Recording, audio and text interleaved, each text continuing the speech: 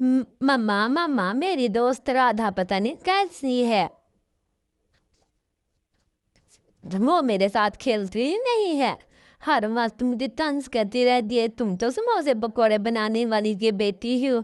मैं तुम्हारे साथ नहीं खेलूंगी, अब तो उसकी शादी भी होने वाली है, मुझे लगता है मुझे वो शादी पे नहीं बुलाएगी। हाय मेरी बेटी इतनी परेशान है अपनी दोस्त की वजह से। राधा राधा आओ पकोड़े समोसे खाओ, देखो तो सही कितने अच्छे मैंने बनाए हैं। आओ खाओ तो सही, बड़े मजेदार हैं पकोड़े समोसे मेरे। हाँ, हटो यहाँ से जाओ।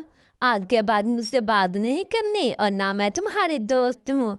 तुमसे मैं बात नहीं किया करूँगी। मैं किसी पकोड़े समोसे वाली की दोस्त नहीं बनना चाहती, जा हटो। मेरी शादी तो बहुत अच्छी जगह हो रही है, बहुत अमीर लोग हैं, वो क्या सोचेंगे कि पकोड़े समोसे वाले की दोस्त है।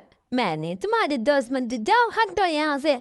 हर वक्त तुम मेहनत करती रहो और काम करती रहो, ऐसे ही और जगह पे भी राधा गौरी को मिलती है और राधा की फिर वही तकरार होती है। ना करो राधा, ना करो इस तरह मेरे साथ, तुम भी अजीब हो। तुम्हें क्या पता अगला नसीब तुम्हारा है। ये ऐसे ही गौरी बेचारी राधा को गिफ्ट देने आती है, उसे राधा को बुलाती भी नहीं है शादी पे।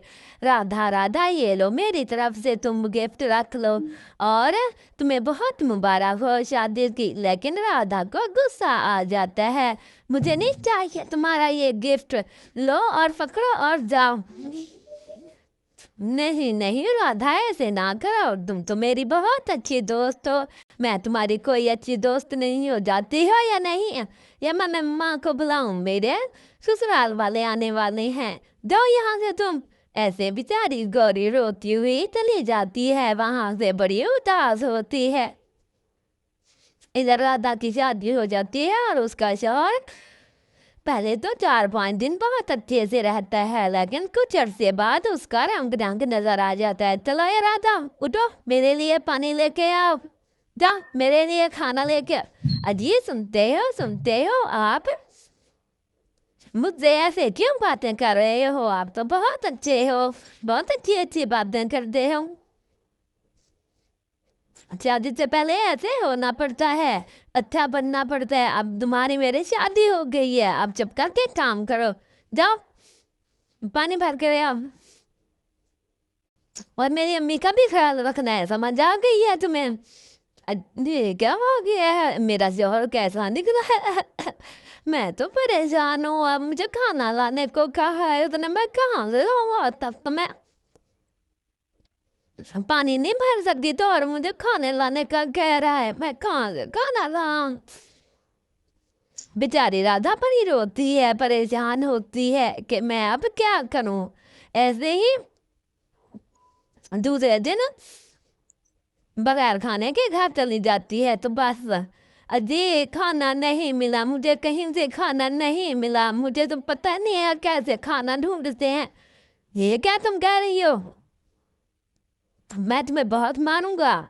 इसी तरह राधा को हर दूसरे दिन उसका शौहर बहुत मारता पीटता, और राधा दिल ही दिल में सोचती कि क्यों मैंने एक अमीर घर का सिला इंतखाब किया। मैं तो सोच रही थी कि ऐश करूंगी और अच्छे से जिंदगी गुजारूंगी, लेकिन यहाँ पे तो काम उल्टा पड़ गया है। अब मैं क्या करूं? मैं ऐसे करती हूँ, मैं यहाँ से चली जाती हूँ, और खुद ही कोई काम करो। ऐसे रास्ते में जा रही होती है कि गौरी से मिल जाती है।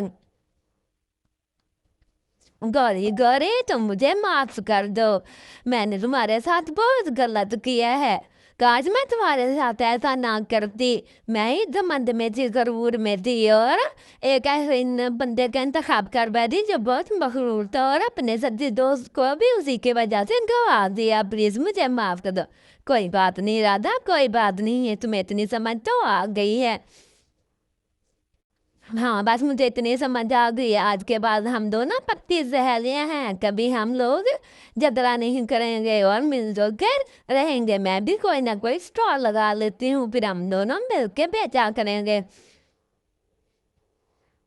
इसी तरह दोनों दोस्तें इकट्ठी हो जाती हैं और हंसी खुशी रहने लगती हैं। जब समोसे बनाती है तो राधा उसे खिलाती है, जब गौरी पकौड़े बनाती है तो राधा को खिलाती है।